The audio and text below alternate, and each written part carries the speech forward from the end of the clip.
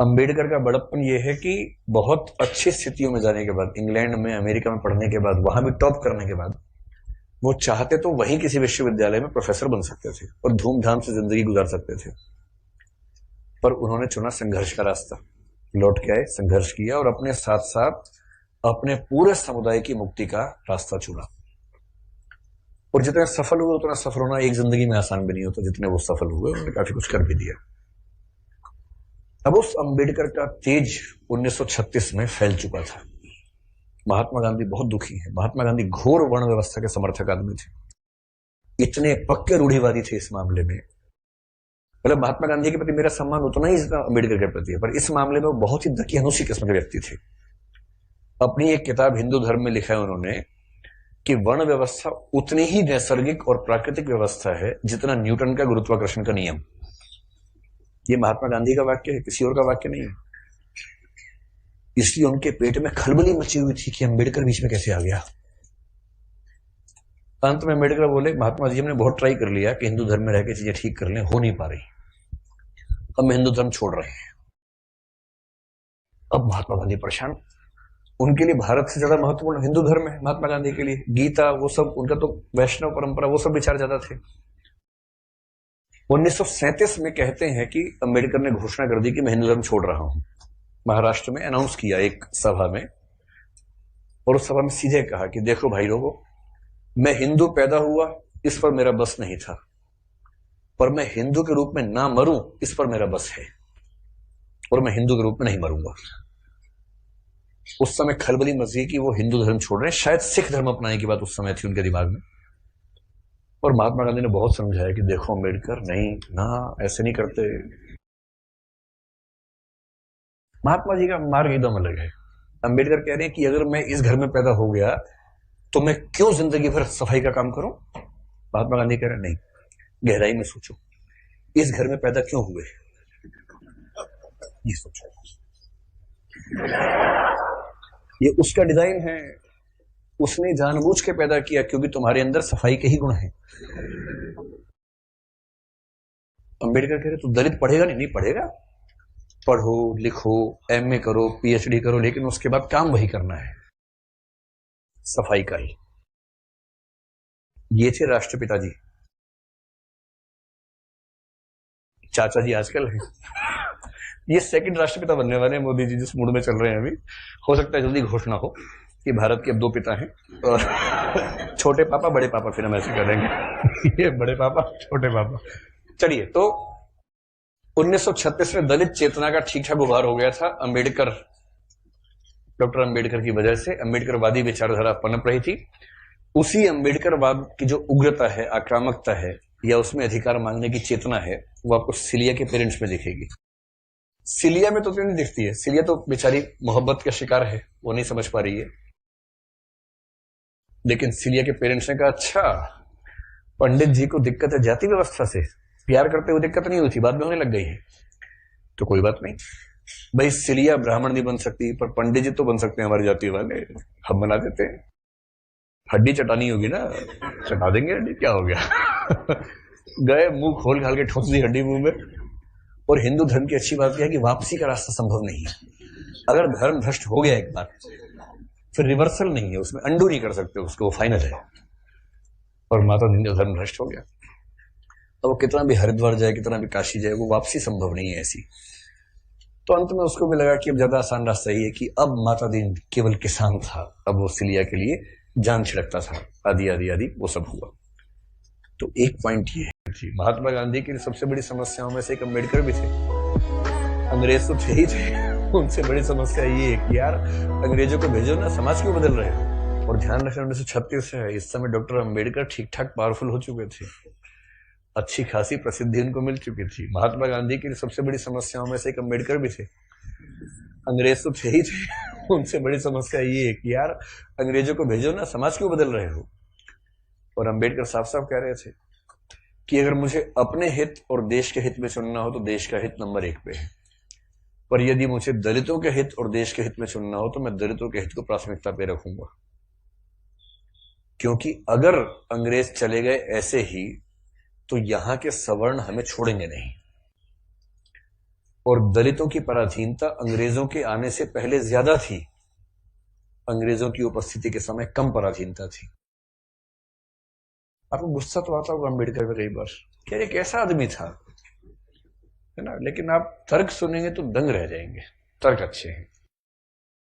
और मजे की बात है कि भारत की संविधान सभा में अम्बेडकर जितनी पढ़ाई पूरी संविधान सभा में एक भी मेंबर ने नहीं कर रखी थी। केवल एक BN राव थे जो एडवाइजर थे, उनके पास ठीक ठाक पढ़ाई थी, उन्हें छोड़ दें, बाकी सब मिट्टी के मतलब पेंदे टाइप के थे, प्यादे थे उनके सामने। पढ़ाई लिखाई का जो लेवल अम्बेडकर साहब का है वो किसी का नहीं है। तो कुछ लोग मैंने देखा कि सवर्ण मानसिकता के कुछ लोग अम्बेडकर को देशद्रोही घोषित करना चाहते हैं इन्हीं कथनों से कि दलित प्रश्न और देश के प्रश्न में दलितों को प्राथमिकता दूंगा तो बुरा मान जाते हैं।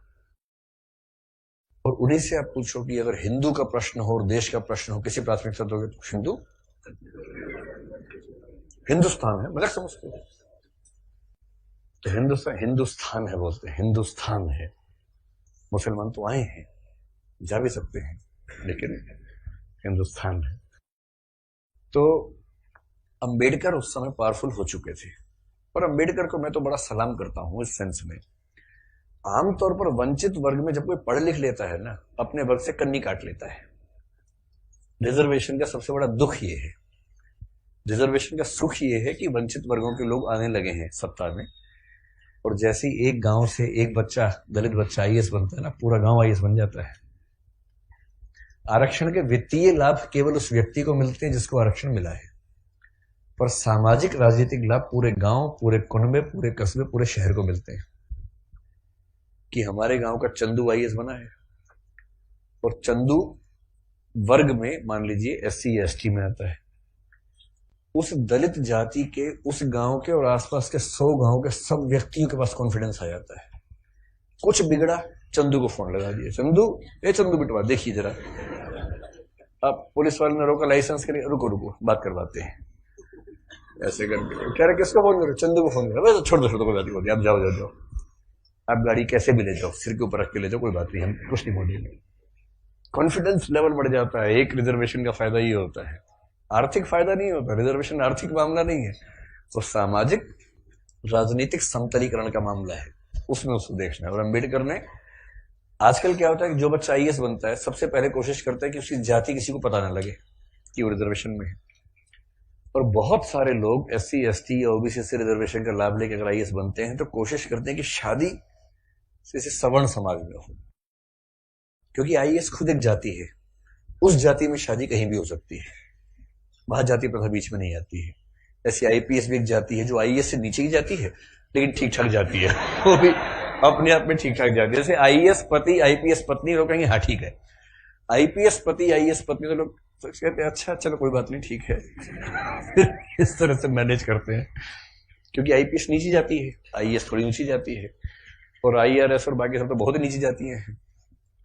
और उसमें जो ग्रुप B हैं वो तो शूद्र टाइप के माने जाएंगे कि ये तो बहुत ही नीचे के लोग हैं।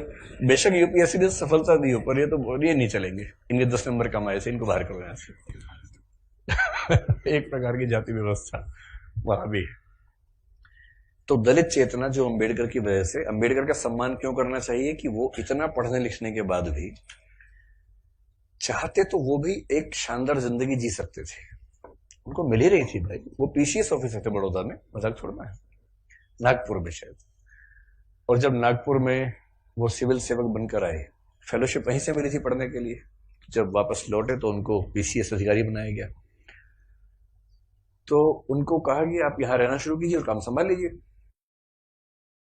अब ये अंबेडकर के सामने सबसे बड़ी समस्या, अगर आप उनकी कभी आत्मकथा पढ़े, मैं कैसे बना, हिंदी अनुवाद उसका ये है, उसमें प्रसंग है कि नागपुर में रहना है उनको, क्योंकि वो ऑफिसर हैं, उनको अपने रहने के लिए कमरा चाहिए या घर चाहिए, ढूंढ रहे हैं पूरे शहर में, कमरा ही नहीं मिल रहा।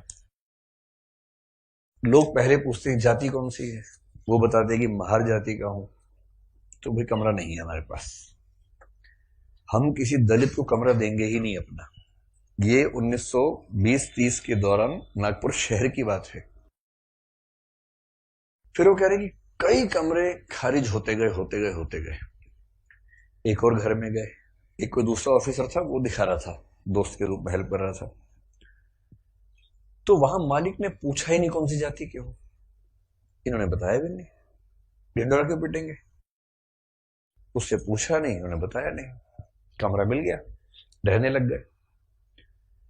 और फिर वो देखते हैं कि एक दिन अचानक सुबह उठा तो बहुत शोर मचा हुआ था। मुझे लगा पता नहीं क्या हो गया। खिड़की से नीचे देखा तो हजारों की भीड़ हाथ में डंडे भाले हथियार लेके खड़ी हुई थी। उनको पता लग गया था कि एक दलित आदमी इस घर में रहता है और वो भीड़ मेरा कत्ल करने के लिए आई थी। और उसके बाद कुछ दोस्तों की मदद से पता नहीं पीछे के दरवाजे से कहां से किसी तरह से उनकी जान बचा के भगाया गया उनको। इस दौर से वो गुजरे थे। ये उसी देश की बात चल रही है, सारे जहां से अच्छा हिंदुस्तान हमारा, हम बुलबुलें हैं इसकी, ये गुलसिता हमारा, उसी की बात चल रही है। किसी और देश, पाकिस्तान की बात नहीं चल रही है। उसमें पाकिस्तान था ही नहीं, पाकिस्तान पेट में था उस समय। अभी हुआ नहीं था, मतलब होने वाला था, अभी नहीं हुआ था। तो उस देश की बात है। और जब वो स्कूल में पढ़ते थे तो स्कूल में पढ़ते इसलिए थे कि उनके पिता सरकारी नौकरी में थे, तो थोड़ा सा ठीक स्थितियां थी उनकी, इसलिए स्कूल में एडमिशन मिल गया। पूरे स्कूल में एक दलित बच्चा था बस, B.R. अम्बेडकर, बस। बाकी सब सवर्ण बच्चे थे। अब दलित बच्चा कैसे हैंडल करे? वो पानी पीने जाएगा, पानी को छू देगा, पानी पवित्र हो जाता है, उसमें हीलियम आ जाता है हाइड्रोजन की जगह। उसके बाद जैसे दलित बच्चा छूएगा हाइड्रोजन के गुण बदल जाएंगे उसमें। तो एक व्यवस्था थी कि भाई पानी पीने की एक जगह थी सबके लिए, एक अलग से मटका था अम्बेडकर के लिए, अलग से रखते थे दूर, उनको वही पीना है और मटके को हाथ नहीं लगाना है। अब कभी कभी क्या हुआ, कई बार ऐसा हुआ कि जो आदमी पानी की व्यवस्था करने के लिए तैनात था वो छुट्टी पे चला गया, एक दिन 2 दिन आया नहीं। अब इसको प्यास लग रही है, बाकी बच्चों के पास पानी पीने को, उसको पानी पीने को नहीं है। कई ऐसे दिन गुजारे स्कूल में जब उनको पीने को पानी मिलता ही नहीं था। चेतना ऐसे बनती है, ये सब झेलने के बाद बनती है।